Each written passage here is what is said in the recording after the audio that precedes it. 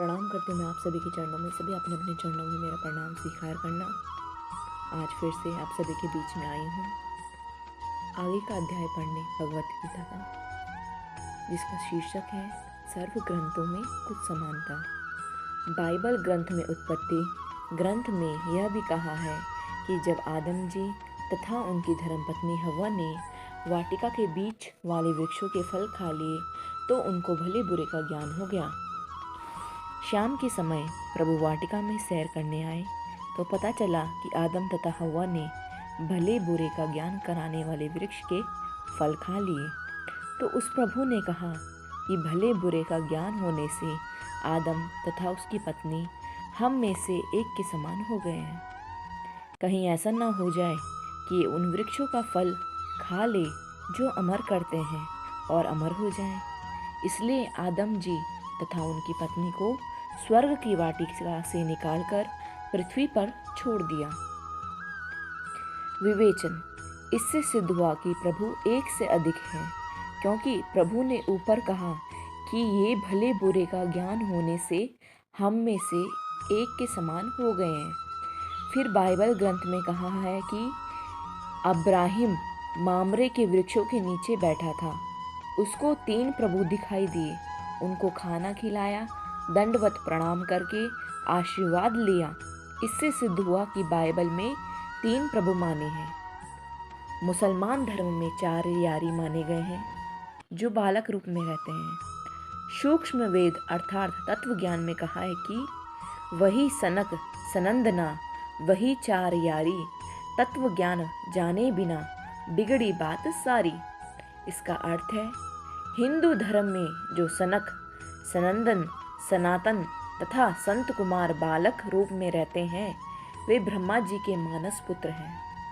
मुसलमान धर्म में उन्हीं को 4 यारी, 4 बालक मित्र कहते हैं।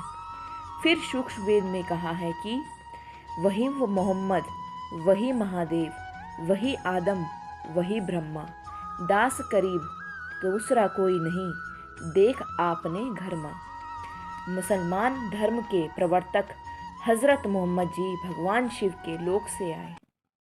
पुण्यकर्मी आत्मा थे जो परंपरागत साधना ही एक गुफा में बैठकर किया करते थे। शिव जी का एक गढ़ जो 11 रुद्रों में से एक है वह मोहम्मद जी से उस गुफा में मिले। उन्हीं की भाषा अरबी भाषा में काल प्रभु अर्थात ब्रह्मा का संदेश सुनाया। उसी रुद्र को मुसलमान जबरिल फरिश्ता कहते हैं जो नेक फरिश्ता माना जाता है। भावार्थ है कि हजरत मोहम्मद भी शिव के बच्चे हैं। जो मुसलमान धर्म का पवित्र तीर्थ स्थल काबा है, उसमें भगवान शंकर के लिंग के आकार का पत्थर लगा है। उसको मुसलमान श्रद्धालु सिजदा अर्थात प्रणाम करते हैं। आदम बाबा पुराणों में तथा जैन धर्म के ग्रंथों में प्रसंग आता है जो इस प्रकार है। ऋषभदेव जी राजा नाभिराज के पुत्र थे। नाभिराज जी अयोध्या के राजा थे। ऋषभदेव जी के 100 पुत्र तथा एक पुत्र थे। एक दिन परमेश्वर एक संत रूप में ऋषभदेव जी को मिले। उनको भक्ति करने की प्रेरणा की, ज्ञान सुनाया कि मानव जीवन में यदि शास्त्र विधि अनुसार साधना नहीं की तो मानव जीवन व्यर्थ जाता है। वर्तमान में जो कुछ भी जिस मानव को प्राप्त है वो पूर्व जन्म जन्मांतरों में किए पुण्य तथा पापों का फल है। आप राजा बने हो, यह आपका पूर्व का शुभ कर्म फल है। यदि वर्तमान में भक्ति नहीं करोगे तो आप भक्ति शक्तिहीन तथा पुण्यहीन होकर नरक में गिरोगे तथा फिर अन्य प्राणियों के शरीरों में कष्ट उठाओगे। फिर भी जैसे वर्तमान में इन्वर्टर की बैटरी चार्ज कर रखी है और चार्जर निकाल रखा है, फिर भी वह बैटरी कार्य कर रही है। इन्वर्टर से पंखा भी चल रहा है, बल्ब ट्यूब भी जग रहे हैं।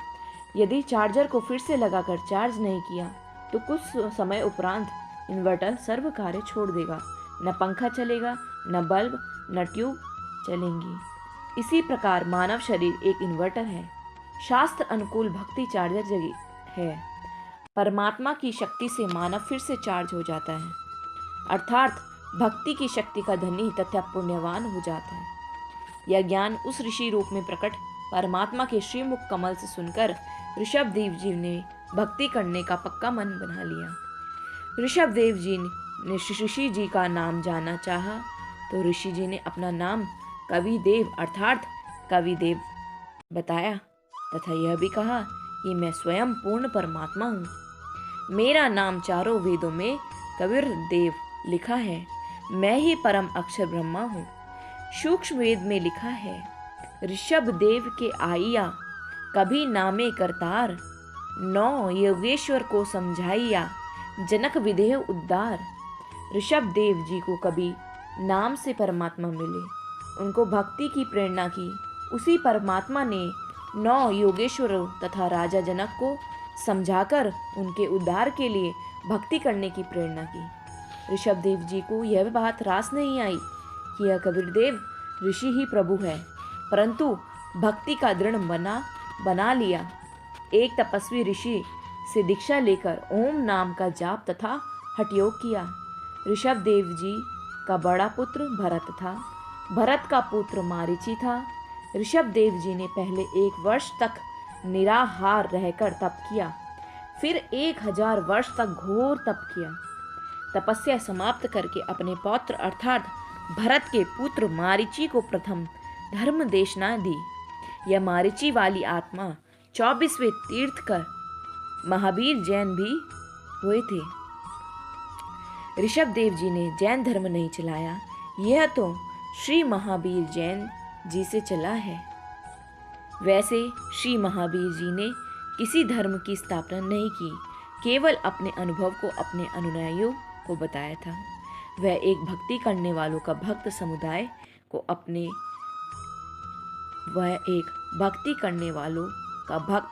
है। ऋषभदेव जी ओम नाम का जाप ओमकार बोलकर करते थे। उसी को वर्तमान में अपभ्रंश करके ओंकार मंत्र जैनी कहते हैं। इसी का जाप करते हैं, इसको ओमकार तथा ओम भी कहते हैं। हम अपने प्रसंग पर आते हैं। जैन धर्म ग्रंथ में तथा जैन धर्म के अनुयायियों द्वारा लिखित पुस्तक आओ जैन धर्म को जाने में लिखा है कि ऋषभदेव जी जैनी उन्हीं को आदिनाथ कहते हैं वाला जीव ही है, बाबा आदम रूप में जन्मा था। अब उसी सूक्ष्म वेद की वाणी का सरलार्थ करता हूँ। वही मोहम्मद, वही महादेव, वही आदम, वही ब्रह्मा, दास गरीब दूसरा कोई नहीं, देख आपने घर माँ। बाबा आदम जी भगवान ब्रह्मा जी के लोक से आए थे, क्योंकि मानव जन्म में की गई साधना के अनुसार प्राणी भक्ति अनुसार ऊपर तीनों देवताओं के लोक में बारी बारी जाता है। अपने पुण्य क्षीण होने पर पुनः पृथ्वी पर संस्कारवश जन्म लेता है। संत गरीबदास जी को स्वयं ही वही परमात्मा मिले थे जो ऋषभदेव जी को मिले थे। संत गरीबदास जी ने बताया है कि आदम जी ब्रह्मा जी के लोक से आए थे, ब्रह्मा के अवतार थे। मोहम्मद जी तम गुण शिव जी के अवतार थे। प्रिय पाठकों, अवतार 2 प्रकार के होते हैं। स्वयं वह प्रभु अवतार लेता है, जैसे श्री राम, श्री कृष्ण आदि के रूप में स्वयं श्री विष्णु जी अवतार धार कर आए थे। परंतु कपिल ऋषि जी, परशुराम ऋषि जी को विष्णु जी के अवतारों में गिना जाता है। ये स्वयं श्री विष्णु जी नहीं थे, विष्णु लोक से आए देवात्मा थे। उनके पास कुछ शक्ति विष्णु जी की थी, क्योंकि वे उन्हीं के द्वारा भेजे गए थे। इसी प्रकार हजरत मोहम्मद जी की शिव जी के अवतार थे तथा बाबा आदम जी श्री ब्रह्मा जी के अवतार थे। इसी प्रकार ईसा मसीह जी विष्णु जी के अवतार थे। ईसाई श्रद्धालु भी ईसा जी को प्रभु का पुत्र मानते हैं, प्रभु नहीं। संत गरीबदास जी ने कहा है कि यदि आप जी को मेरी बात पर विश्वास नहीं होता तो मेरे द्वारा बताई शास्त्र विधि अनुसार भक्ति साधना करके अपने घर में अर्थात अपने मानव शरीर में अपनी आंखों देख लो। भावार्थ है, शरीर की रचना सर्व धर्मों के मनुष्य की एक जैसी है। तत्व ज्ञान न होने के कारण हम धर्मों में बट गए। संत गरीबदास जी ने बताया कि मानव शरीर में परमेश्वर ने भिन्न भिन्न अंग बनाए हैं। रीढ़ की हड्डी अर्थात बैकबोन, स्पाइन के अंदर की ओर कंठ तक 5 कमल चक्र बने हैं। कृपया देखिए यह चित्र। मूल चक्र, यह चक्र रीढ़ की हड्डी के अंत से 1 इंच ऊपर गुदा के पास है। इसका देवता श्री गणेश है। इस कमल की 4 पंखुड़ियां हैं। स्वाद चक्र या मूल कमल से 2 इंच ऊपर रीढ़ की हड्डी के अंदर की ओर चिपका है। इसके देवता श्री ब्रह्मा जी तथा उनकी धर्मपत्नी सावित्री जी हैं। इस कमल की 6 पंखुड़ियां हैं। नाभि कमल चक्र, यह नाभि के सामने उसी रीढ़ की हड्डी के साथ चिपका है। इसके देवता श्री विष्णु जी तथा उनकी पत्नी धर्मपत्नी लक्ष्मी जी हैं। इस कमल की 8 पंखुड़ियां हैं। हृदय कमल चक्र, यह कमल सीने में बने दोनों स्तनों के माध्यम में रीढ़ की हड्डी के साथ चिपका है। इसके देवता श्री शिव जी तथा उनकी धर्मपत्नी पार्वती जी हैं। इस कमल की 12 पंखुड़ियां हैं। कंठ कमल, यह कमल छाती की हड्डियों के ऊपर जहां से गला शुरू होता है उसके पीछे रीढ़ की हड्डी के साथ अंत में है। इसकी प्रधान श्री देवी अर्थात दुर्गा जी हैं। इस कमल की 16 पंखुड़ियां हैं। शेष कमल चक्र ऊपर है। संगम कमल या छठा कमल, यह कमल सुषुम्ना के ऊपर वाले द्वार पर है। इसकी 3 पंखुड़ियां हैं। इसमें सरस्वती रूप में देवी दुर्गा जी निवास करती है। एक पंखुड़ी में देवी दुर्गा सरस्वती रूप में रहती है। उसी के साथ 72 करोड़ उर्वशी सुंदर परियां रहती है जो ऊपर जाने वाले भक्तों को अपने जाल में फंसाती है। दूसरी पंखुड़ी में सुंदर युवा नर रहते हैं जो भक्त मतियों को आकर्षित करके काल जाल में रखते हैं। काल भी अन्य रूप में इन युवाओं का संचालक मुखिया बनकर रहता है। तीसरी पंखुड़ी में स्वयं परमात्मा अन्य रूप में रहते हैं। अपने भक्तों को उनके जाल से मुक्त कराते हैं, ज्ञान सुनाकर सतर्क रहते हैं। त्रिकुटी कमल चक्र, यह दोनों आंखों की बाहों के मध्य में सिर के पिछले हिस्से में अन्य कमलों की ही पंक्ति में ऊपर है। इसका देवता सतगुरु रूप में परमेश्वर ही है। इस कमल की 2 पंखुड़ियां हैं। एक सफेद रंग की, दूसरे काले भंवरे के रंग की पंखुड़ियां हैं। सफेद पंखुड़ी में सतगुरु रूप में सत्य पुरुष का निवास है। काली पंखुड़ में नकली सतगुरु रूप में काल निरंजन का वास है। सहसन कमल चक्र, यह कमल सिर के मध्य भाग से 2 उंगल नीचे अन्य कमलों की ही पंक्ति है। हिंदू धर्म के व्यक्ति सिर पर बालों की चोटी रखते हैं, कुछ अभी भी रखते हैं। इसके नीचे वह सहस्त्र कमल दल है। इसका देवता ब्रह्मा है। इसे क्षर पुरुष भी कहते हैं, जिसने गीता व वेदों का ज्ञान कहा है। इस कमल की 1000 पंखुड़ियां हैं। इनको काल ब्रह्मा ने प्रकाश से भर रखा है। स्वयं इसी कमल चक्र में दूर रहता है। वह स्वयं दिखाई नहीं देता, केवल पंखुड़ियां चमकती दिखाई देती हैं। अष्ट कमल दल, इस कमल का देवता अक्षर पुरुष है। इसे पर ब्रह्मा भी कहते हैं। इसकी पंखुड़ियां भी 8 हैं। इसकी स्थिति नहीं बताऊंगा क्योंकि नकली गुरु भी इसको जानकर जनता को भ्रमित कर देंगे। शंख कमल दल, इस कमल में पूर्ण ब्रह्मा अर्थात परम अक्षर ब्रह्मा का निवास है। इसकी शंख पंखुड़ियां हैं। इसकी स्थिति भी नहीं बताऊंगा, कारण ऊपर लिख दिया है।